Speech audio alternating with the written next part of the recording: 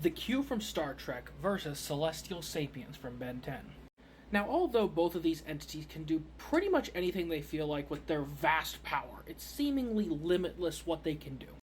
If you were to put a random Celestial Sapien versus a random member of the Q from Star Trek, I'm leaning more towards the Q. And the main reason I say this is because unlike Celestial Sapiens that have to basically have both of the personalities in their head agree to perform every minor action they feel like doing, the Q could just do whatever they feel like, pretty much to the same degree that a Celestial Sapien could arguably do, but without having to debate with every action.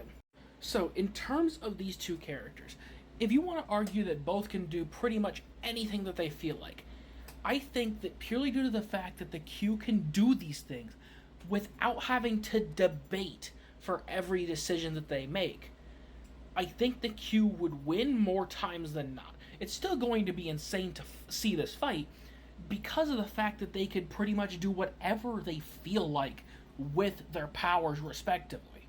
Inevitably, this is going to come down to who could perform the biggest attacks or the most creative attacks first to take down an opponent of the other's stature. But seeing as both characters can damn near do anything they feel like, whoever could perform the most and most powerful attacks first, I think should be able to deal with the other first. And I think that would lean more towards the Q than the Celestial Sapien. Now, who knows, if this was Ben's Alien X, maybe that would be a bit different. If he was given control over Alien X, like that one time he fought the gladiator guy, then we have a pretty much back and forth discussion here.